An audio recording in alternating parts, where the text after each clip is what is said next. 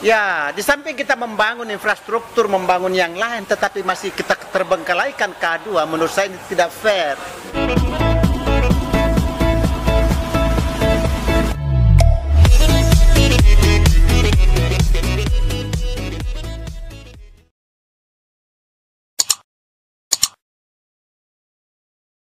Oke, baik, bismillahirrahmanirrahim. Assalamualaikum warahmatullahi wabarakatuh. Selamat berjumpa bersama saya Henry Majid, Pak. Saya di depan saya sudah bersama-sama anggota DPR RI Komisi 2. Perkenalkan, beliau namanya Insinyur Gua. Beliau salah satu juga idola saya sebenarnya di Kabupaten Wakatobi. Sebelumnya beliau pernah memimpin Kabupaten Wakatobi selama 2 periode, Pak ya. Ya, 10 tahun ya. 10 tahun dan punya jejak yang tidak bisa dicontoh oleh pemimpin-pemimpin setelahnya. Ya.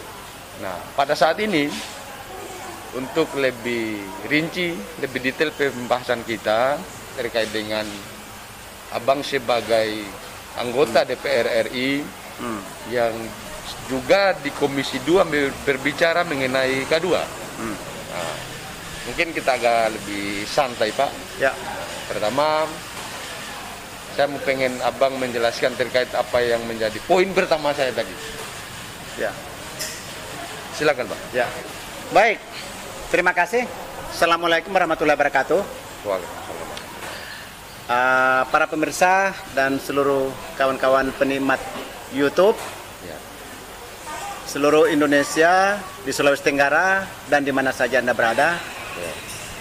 Bahwasanya isu pertama tadi yang disampaikan oleh Bung Henry adalah isu yang berkaitan dengan tenaga honorer di Indonesia, khususnya tenaga honorer K2 yang jumlahnya sekarang kurang lebih hampir 400.000 orang keseluruhan Indonesia. Ya. Nah, sebetulnya ini suatu ironi sebetulnya. Suatu komitmen bangsa yang sampai hari ini bangsa belum memenuhi janjinya untuk meng-ASN-kan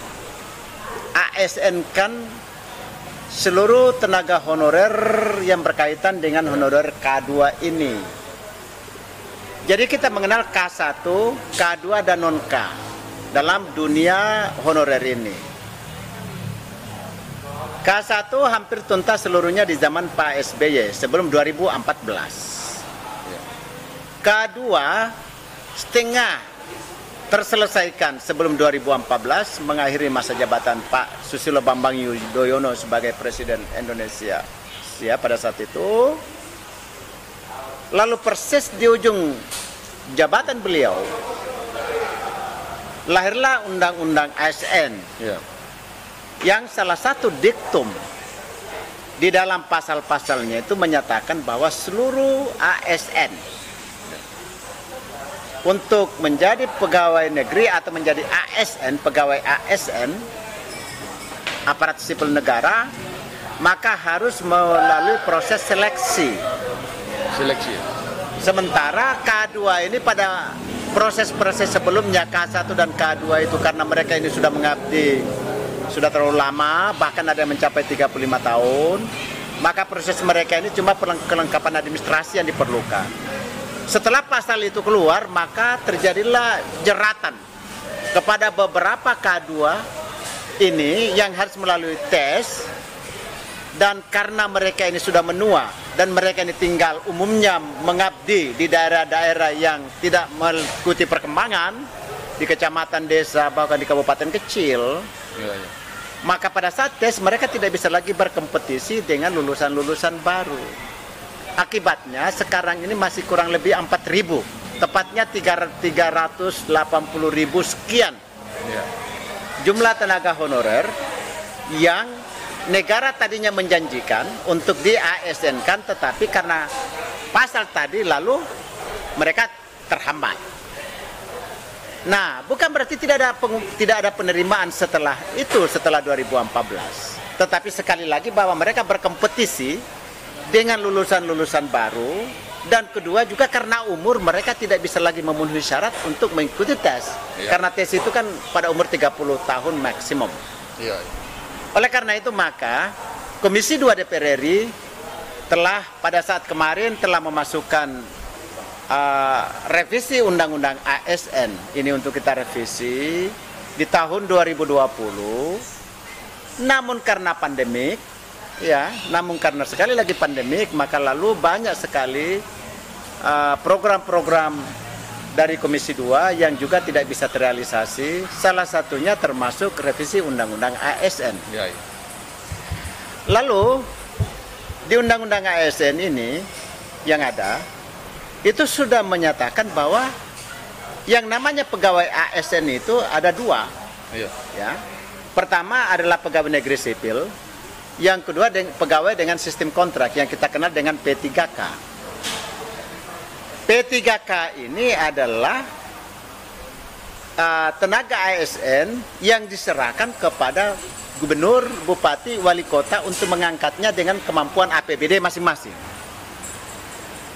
Alhamdulillah, Presiden Joko Widodo telah menandatangani 2 Perpres.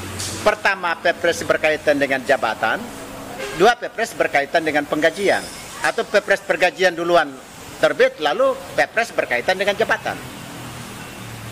2 Perpres ini sebetulnya ini menjadi pedoman pada gubernur, bupati, wali kota seluruh Indonesia untuk mem-P3K-kan seluruh tenaga honorer khususnya K2.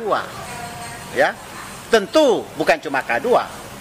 Tenaga-tenaga honorer lain sepanjang daerah masih membutuhkan itu bisa bisa di P3K-kan. Tetapi yang kita prioritaskan K2 dulu, tuntas dulu mereka sebanyak kurang lebih 380.000 seluruh Indonesia. Artinya 380.000 itu dipikul mestinya. Bareng-bareng oleh gubernur, karena di gubernuran juga di provinsi seluruh Indonesia ini masih banyak tenaga honorer. Oleh kabupaten kota seluruh Indonesia, maka saya percaya bahwa tenaga honorer K2 ini bisa kita selesaikan dalam roadmap dalam jangka waktu kurang lebih 4 tahun ini, 5 tahun ini kita bisa selesaikan. Pada saat yang bersamaan kalau tenaga honorer K2 kita sudah selesaikan, maka menyusul honorer-honorer lain yang memang diperlukan oleh daerah untuk kita selesaikan. Jadi kesimpulannya sekarang, saya hanya mau bilang bahwa para gubernur seluruh Indonesia, para bupati wali kota seluruh Indonesia, ini rapor Anda. Karena ini tunggakan negara. Oleh karena itu maka seluruh gubernur, bupati, wali kota, di samping kita membangun infrastruktur, membangun yang lain, tetapi masih kita terbengkalaikan K2, menurut saya ini tidak fair. Dan Anda juga, para gubernur, bupati, wali kota seluruh Indonesia, ini rapor Anda juga pasti merah. Kalau di APBD Anda tidak memasukkan komponen penggajian dan juga jabatan berkaitan dengan P3K ini. Sekali lagi ini rapor Anda. Begitu. Oke, saya begini Pak. Bahwa apa yang menjadi penilaian saya kemarin, 2 bulan setelah Anda terlantik sebagai anggota DPR dan di Komisi 2, Abang sudah berbicara mengenai K2. Kenapa harus K2, Pak? Jadi begini, K2 dan honorer ini kan sebetulnya secara jujur saya bicara sama Menteri Pendayagunaan Aparatur Negara. Saya berbicara dengan Kepala ASN, KASN, BKN. Saya bilang bahwa Republik Indonesia masih membutuhkan banyak tenaga, khususnya daerah pemekaran. Contoh yang saya contohkan, di Wakatobi, di Desa Makoro, di Kecamatan Togobinongko. Ada sekolah cuma kepala sekolahnya yang PNS dan 1 guru, selebihnya dilengkapi oleh honorer, dan ratusan bahkan ribuan sekolah di Indonesia seperti itu, apalagi di sekitar Papua, Maluku sana. Itu tidak cuma kekurangan guru, tapi kekurangan tenaga administrasi. Tidak cuma kekurangan tenaga administrasi, tapi juga kekurangan tenaga teknis. Jadi, kalau mau melihat Republik ini maju bareng-bareng, maka lihat tenaga human resource, tenaga manusia yang ada di pelosok-pelosok, khususnya di kawasan timur Indonesia. Oleh karena itu maka saya dalam rapat-rapat 2 tahun, 2 bulan setelah saya dilantik, karena saya pernah bupati, mengerti betul bahwa tanpa tenaga honorer saya tidak bisa melakukan apa-apa. Karena apa? Karena kekurangan tenaga. Di satu aspek kelebihan tenaga di kota, tetapi banyak kabupaten kota yang kekurangan tenaga. Siapa itu? Tenaga administrasi banyak kekurangannya. Tenaga apa itu? Tenaga teknis banyak kekurangannya. Tenaga apa itu? Tenaga kependidikan banyak kekurangannya. Tentu guru dan juga para perawat dan aparat medis. Oleh karena itu maka saya selalu bilang sama Kementerian Pan-RB termasuk BKN, dengarkan keluhan para bupati, wali kota, gubernur se-Indonesia. Anda tampung karena mereka yang membutuhkan tenaga itu, bukan domain pemerintah pusat saja, tetapi terima mereka. Oleh karena itu maka ya alhamdulillah kita getol selalu dalam RDP dengan menteri, dengan kepala BKN, KSN. Ya kemarin rapat Komisi 2 telah mengakomodir keputusan bahwa kesepakatan antara